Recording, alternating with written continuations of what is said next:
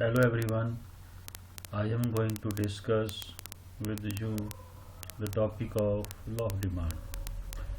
The objective of this session is to discuss in detail law of demand, demand function, that is determinants of demand, assumptions of law of demand, explanation of law of demand, causes of law of demand and exceptions of law of demand. In previous session we have discussed in detail what is demand, what is quantity demanded, what is demand function, what is its determinants in detail. Now we will discuss law of demand. हम start करेंगे demand function से। Demand function क्या होता है previous session में हम discuss कर चुके हैं डिटेल में। दोबारा से यहाँ से शुरू कर रहा हूँ ताकि हम इसका लिंक लॉ डिमांड से बना सकें। तो लॉ डिमांड क्या होता है, डिमांड फंक्शन क्या है? The functional relationship between demand and its determinants. Demand में और इसके डिटर्मिनेंट्स में जो functional relation, this is demand of X commodity, these are the determinants of demand, P X, P R, Y, T E, P W, F, A and so on. 3 dot कह रहे हैं and so on. These all are the determinants of demand. Determinants का मतलब होता है जिन पर demand depend करती है। वो क्या है? Demand of X commodity depend. F means functional. Functional का मतलब इनमें these are independent variables. These are independent variable, ये सारे के सारे इंडिपेंडेंट है एंड दीज आर डिपेंडेंट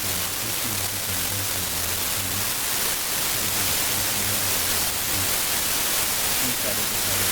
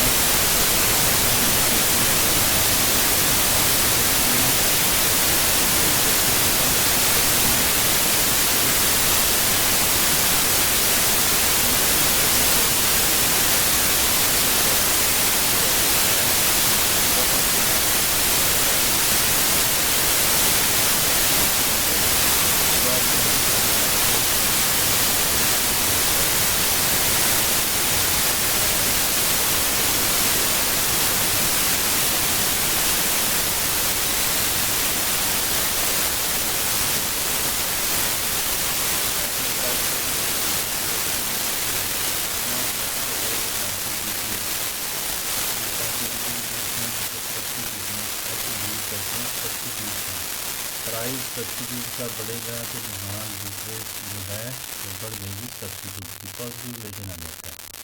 लेकिन जो कॉम्प्लीमेंट्री गुड्स होती हैं, कॉम्प्लीमेंट्री जॉइंट डिमांडेड, पेन और इंक, पेन की डिमांड बढ़ने से या इंक की डिमांड प्राइस बढ़ने से पेन की डिमांड कम हो जाएगी, इनमें नेगेटिव रिलेशन आता है। फिर रिपीट कर रहा हूँ, सब्स्टिट्यूट्स में प्रतिस्थापित वस्तुओं में पॉजिटिव रिलेशन होता है प्राइस में और डिमांड में, और पूरक वस्तुओं का रिलेशन क्या होता है? नेगेटिव। ऐसे इनकम ऑफ द कंज्यूमर, तो आप लिखेंगे इनकम के बढ़ने से कंज्यूमर की नॉर्मल गुड्स के लिए डिमांड बढ़ जाती है, इनकम कम होगी तो डिमांड कम हो जाएगी, पॉजिटिव रिलेशन है, यहाँ पर रिलेशन फिर पॉजिटिव आए।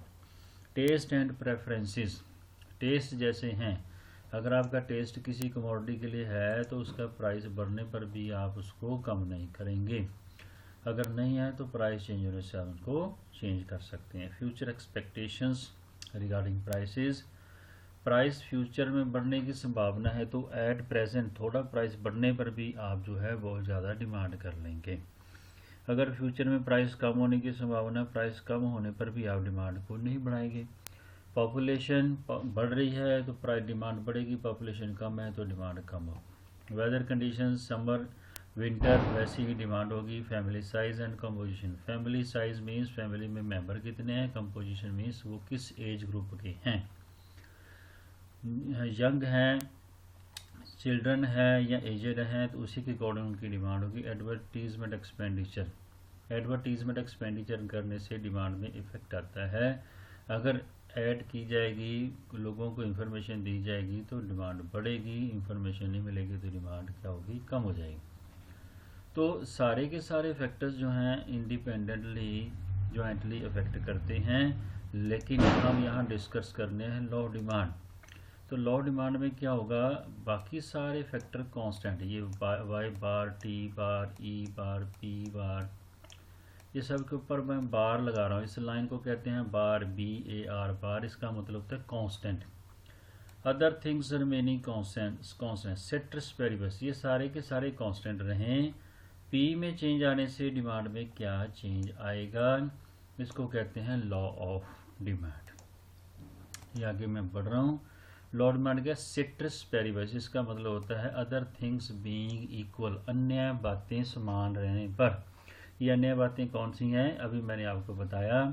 Price of related goods, income of the consumer, taste, preference, ये सारे के सारे वेरिएबल्स अगर कांस्टेंट रहें, इनमें कोई चेंज ना आए, the demand for a good x tends with A fall in its own price, इसके अपने प्राइस, जो गुड हम परचेज कर रहे हैं इसका अगर अपना प्राइस कम होता है तो डिमांड क्या होगी, एक्सटेंड कर जाएगी, बढ़ जाएगी। अगर प्राइस कॉन्ट्रैक्ट करता है, ये कॉन्ट्रैक्ट कर जाएगी डिमांड अगर इसका प्राइस राइज करता है, अन्य बातें समान रहने पर। This is law of demand. तो सिंपल पूछें तो प्राइस के बढ़ने से गुड्स कम हो जाती हैं, डिमांड क्या है, इसको कहते हैं मांग का नियम है। ये डिमांड का नियम है, मांग का नियम है, ऐसा होता ही है। क्यों होता है, अन्य बातें समान है, कीमत बढ़ेगी तो डिमांड कम होगी, इसके कारण आगे बढ़ेंगे।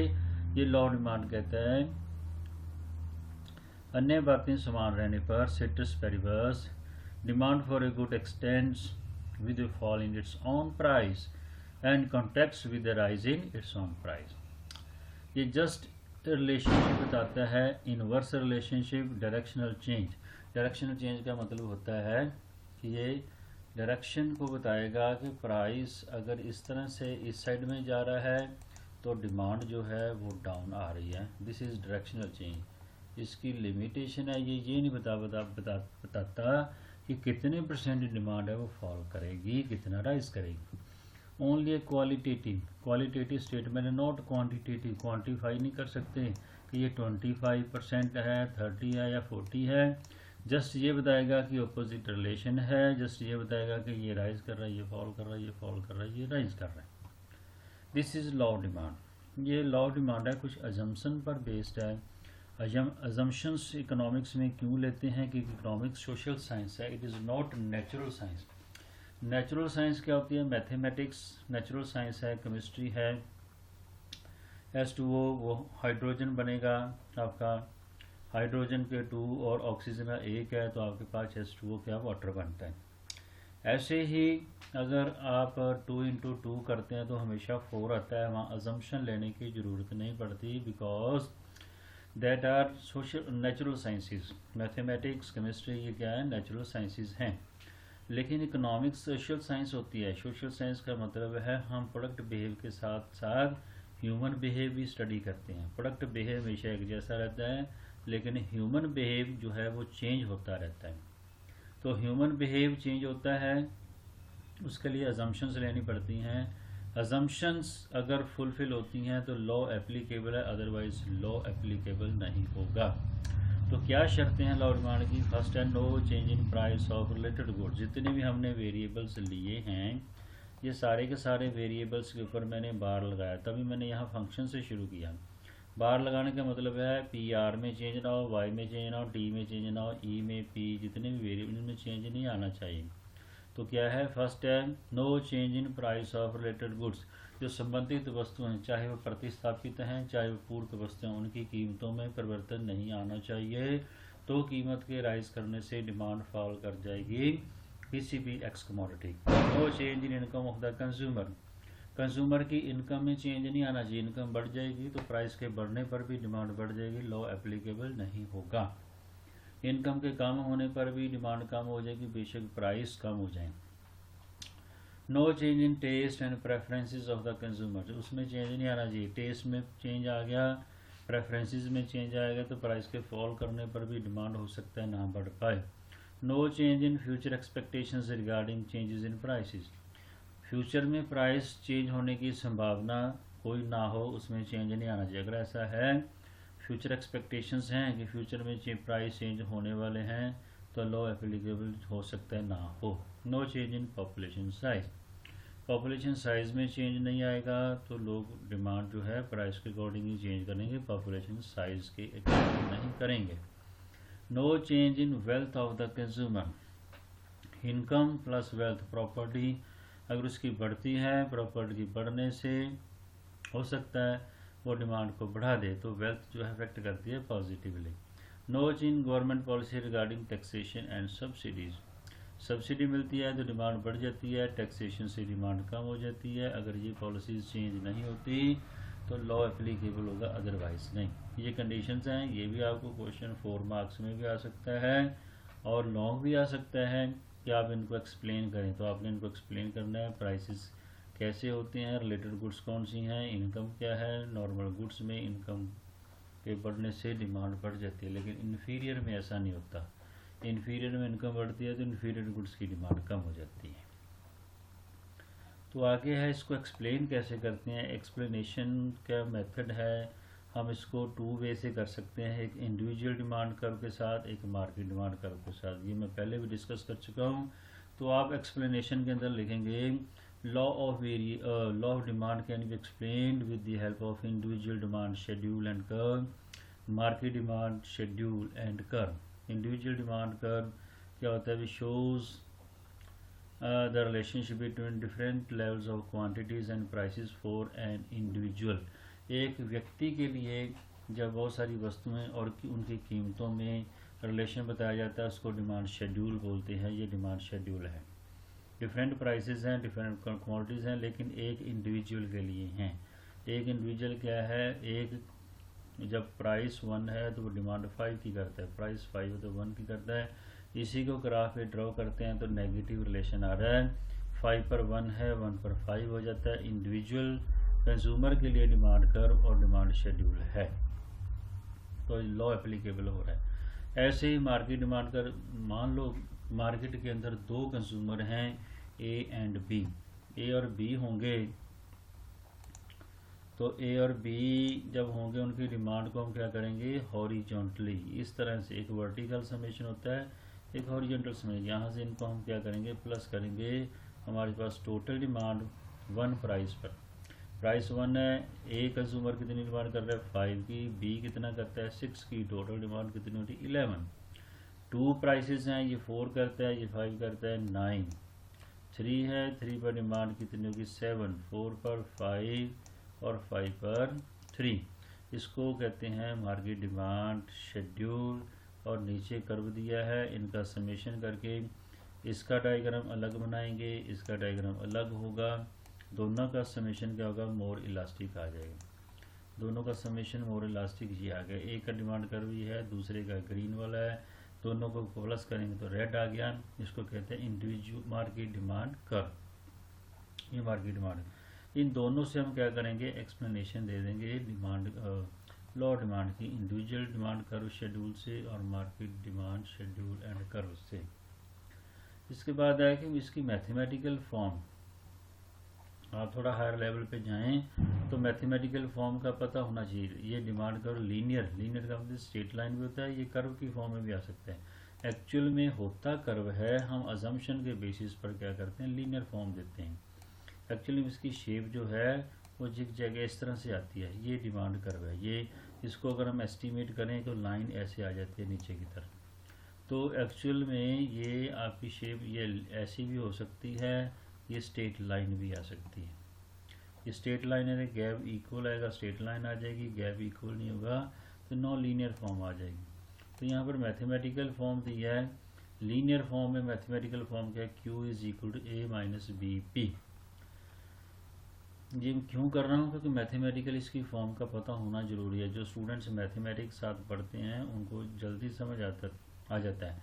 This P is independent variable, this is dependent variable. जब हम इसको डिफ्रेंशिएट करते हैं D Q upon D P करेंगे तो उसकी जो वैल्यू है माइनस बी, माइनस यहाँ पर क्या बताएगा, negative relation between demand and quantity, और बी बताएगा इसकी slope.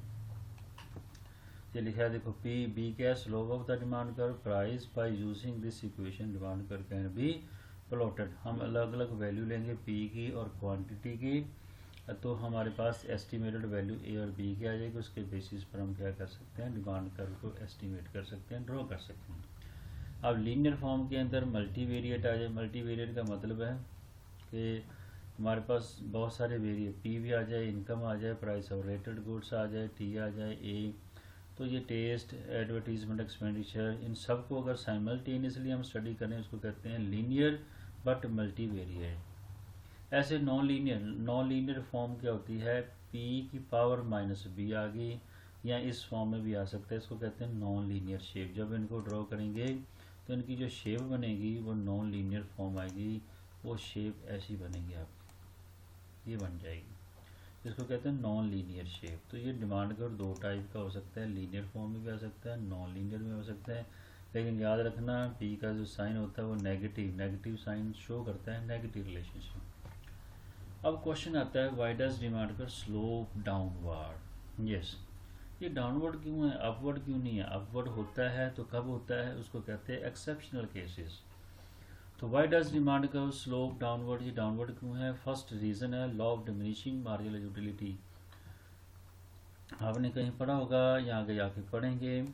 Law of diminishing marginal utility क्या है कि जैसे जैसे हम किसी कमोडिटी को कंज्यूम करते हैं उससे मिलने वाली यूटिलिटी डिक्लाइन करती है। बहुत भूख लगी है या बहुत प्यास लगी है, फर्स्ट ग्लास ऑफ वाटर ली हमने तो प्यास हमारी कम हो जाएगी, रिलीफ मिलेगा हमें। नेक्स्ट जो ग्लास लेंगे उसकी उससे मिलने वाली यूटिलिटी, उसकी इंपॉर्टेंस, उसकी इंटेंसिटी हमारे लिए कम हो जाएगी। नेक्स्ट लेंगे और कम होगी। तो यूटिलिटी जो हमेशा है वो डिक्लाइन करती है जैसे जैसे हम क्या करेंगे, किसी भी कमोडिटी को कंज्यूम करते जाते हैं। रेयर गुड्स की जो है वो यूटिलिटी मेंटेन रहती है, लेकिन अल्टीमेटली ये लॉ है, यूनिवर्सल लॉ है, हमेशा यूटिलिटी डिक्लाइन करती ही करती है। तो डिमिनिशिंग यूटिलिटी लॉ बताता है एक कंज्यूमर किसी कमोडिटी को वहाँ तक परचेज करता है जहाँ तक किसी कमोडिटी का प्राइस उसकी मार्जिनल यूटिलिटी के इक्वल आता है। मार्जिनल यूटिलिटी डिक्लाइन करती है तो प्राइस डिक्लाइन करेगा। अब प्राइस डिक्लाइन करेगा तो इक्वलिटी रहेगी। अब मान लो यहाँ पर प्राइस है, ये प्राइस फिक्स है, अगर वो यहाँ तक यूटिलिटी लेता है उसकी मार्जिनल यूटिलिटी ग्रेटर है, वो उस यूटिलिटी को और बढ़ा के कहाँ तक पहुँचेगा, इस पॉइंट तक आएगा। यहाँ पर ये इक्वलिटी है। तो प्राइस जब वो किसी कमोडिटी को ज़्यादा परचेज तभी करेगा जब उसका प्राइस डाउन आएगा। तो प्राइस डाउन आने का मतलब है कि उसकी डिमांड बढ़ रही है, तो इस इक्वलिटी को मेंटेन करेगा। एग्जांपल है, आप मार्केट में जाते हैं एप्पल लेने, ऑरेंज लेने, बनाना, कोई भी फ्रूट लेने जाते हैं तो आप 1 kg ले रहे हैं वो 50 रुपीज़ के। अगर वो आपको कहते हैं कि आप 2 kg लीजिए तो आप कहेंगे नहीं 50 100 नहीं, तो मैं 90 रुपीज़ दूँगा। इट मीन्स प्राइस डाउन आएंगे तो आप ज़्यादा परचेज़ कर रहे हैं। तो क्यों, क्योंकि नेक्स्ट वाला जो आपने 1 kg लिया उसकी यूटिलिटी आपके लिए कम है। जैसे जैसे कमोडिटी की हम कंज्यूम करते हैं उससे मिलने वाली यूटिलिटी कम होती है तो हम प्राइस कम देने को तैयार होते हैं। इसलिए जो डिमांड के ज़्यादा होने से प्राइस जो है, प्राइस तभी डिमांड हम तभी ज़्यादा करेंगे जब उसका प्राइस डाउन आएगा। रीज़न क्या है, प्राइस कम होना। तो प्राइस कम होने से क्या हो रहा है, हम डिमांड कम कर रहे हैं। किस वजह से कर रहे हैं, डिमिनिशिंग यूटिलिटी की वजह से। सेकंड रीज़न आता है इनकम इफेक्ट। इनकम दो तरह की होती है, एक रियल है, एक मॉनेटरी इनकम है। तो जो रियल इनकम होती है YR वो क्या होती है, monetary income YM divided by price level. तो प्राइस के कम होने से रियल इनकम बढ़ जाती है, प्राइस के बढ़ने से रियल इनकम कम हो जाती है। प्राइस कम होगा, रियल इनकम बढ़ जाएगी। रियल इनकम क्या है, मैं सिंपल भाषा में बताऊँ। आपके पास 500 रुपये आपकी इनकम है और जो कमोडिटी आप परचेज कर सकते हैं उसका प्राइस 100 रुपीज़ है। तो आप रियल फॉर्म में मीन्स गुड्स की फॉर्म में कितने गुड्स परचेज करने हैं, 5। अगर उसकी कीमत कम होकर 50 रुपये रह जाती तो आप 10 वस्तुएं खरीद सकते हैं। इसका मतलब कीमत के कम होने से रियल इनकम बढ़ गई, रियल इनकम बढ़ेगी तो आप ज़्यादा वस्तुएं, ज़्यादा गुड्स परचेज कर पाएंगे। तो इनकम इफेक्ट क्या हुआ, इनकम जब भी प्राइस फॉल करता है रियल इनकम बढ़ती है, रियल इनकम के बढ़ने से डिमांड बढ़ जाएगी। ये कम हो रहा है प्राइस, रियल इनकम बढ़ रही है, रियल इनकम के बढ़ने से क्या होगा, डिमांड बढ़ जाएगी, तो लॉ एप्लीकेबल होगा। तीसरा है सब्स्टिट्यूशन इफेक्ट। सब्स्टिट्यूशन इफेक्ट होता है प्रतिस्थापन प्रभाव। इनकम आपकी सेम रहे, दो वस्तुएं प्रतिस्थापित हैं, वो कौन सी हैं, टी है और दूसरा है कॉफ़ी। तो इनके कंपैरिजन में टी का प्राइस कम होगा, कॉफ़ी के कंपैरिजन, कॉफ़ी का प्राइस वही रहे, टी का कम होने से इनकम वही रहे, तो हम क्या करेंगे, टी की डिमांड को बढ़ा देंगे, क्योंकि इसके कंपैरिजन में टी का प्राइस कम हो रहा है, तो टी की जो डिमांड है वो बढ़ जाएगी। सब्स्टिट्यूट हम ज़्यादा करना शुरू कर देंगे। ऐसे है change in number of consumers. Number of consumers कम होंगे जैसे ही मैं कहूँ कि प्राइसेस कम हुए हैं, तो प्राइस के कम होने से जो पहले लोग 10% परचेज़ कर रहे थे किसी कमोडिटी को, अब वो क्या करेंगे, प्राइस का जैसे ही कम हुआ तो कम होने से उनका शेयर जो है कंज्यूमर्स का बढ़ गया, वो 30% और उन्होंने कर दिया, 40 पे आ गया वो। और कम होगा तो वो ज़्यादा कंज्यूमर का ग्रुप ज़्यादा परचेज़ कर पाएगा। एग्जांपल जैसे मान लो एसी है, तो एसी के प्राइसेस बहुत ज़्यादा थे, लोगों के रीच में ही था, जैसे ही प्राइस कम हुए तो लोगों ने बहुत ज़्यादा उनको परचेज़ करना शुरू कर दिया, तो ग्रुप जो है वो बड़ा हो गया, प्राइस के थोड़ा कम होने से डिमांड बहुत ज़्यादा बढ़ जाएगी। नेक्स्ट है वेरियस यूजेस, वैकल्पिक उपयोग। किसी भी वस्तु के बहुत सारे उपयोग होते हैं, प्राइसेस के कम होने से बहुत सारे उपयोग बढ़ जाते हैं, हम उनकी डिमांड ज़्यादा करते हैं। प्राइस के कम होने से हम जो उसका मेन पर्पस है, मेन यूज़ है, वही करते हैं। फॉर एग्जांपल मिल्क है, मिल्क प्रोडक्ट्स बहुत बनते हैं, तो मिल्क अगर बहुत महंगा होगा तो हम सिर्फ और सिर्फ प्राइम जो है वो टी के लिए या डायरेक्ट कंज्यूम करने के लिए यूज़ करेंगे। अगर प्राइसेस कम होंगे तो मिल्क से बनने वाले प्रोडक्ट की डिमांड बहुत ज़्यादा बढ़ जाएगी। ऐसे इलेक्ट्रिसिटी है, इलेक्ट्रिसिटी बहुत महंगी है, तो प्राइम जिसका फंक्शन है, प्राइम यूज़ है, वो लाइटिंग के लिए करेंगे। अदरवाइज़ हम सारे जितने हमारे इंस्ट्रूमेंट्स हैं, जितने भी हमारे गैजेट्स हैं, वो हम यूज़ करना शुरू कर देंगे जैसे उनके प्राइसेस कम हो गए। इट मीन्स प्राइस के कम होने से डिमांड बढ़ जाएगी।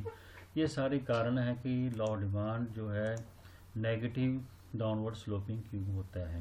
तो डाउनवर्ड स्लोपिंग मीन्स जब हमने बताया डायग्राम कि जो डिमांड कर्व होता है वो हमेशा डाउनवर्ड स्लोपिंग होता है। उनके ये रीज़न है 5। लेकिन कुछ सिचुएशन में ये ज़रूरी नहीं कि ऐसा ही हो, ये अपवर्ड स्लोपिंग भी हो सकता है। इसकी जो स्लोप है पॉजिटिव राइट की ऊपर की तरफ भी जा सकती है। वो कौन सा है, फर्स्ट है आर्टिकल ऑफ डिस्टिंक्शन। डिस्टिंक्शन जो विशेष वस्तुएं हैं, ये इकोनॉमिस्ट वेबलन है, उसने इसको फाइंड आउट किया रिलेशनशिप, इसको कॉज को, तो उसकी वजह से इसको कहते हैं वेबलन गुड्स। तो वेबलन गुड्स यहाँ आर्टिकल ऑफ डिस्टिंक्शन क्या है, आपके ऑर्नामेंट्स हैं, आपकी रेयर गुड्स हैं।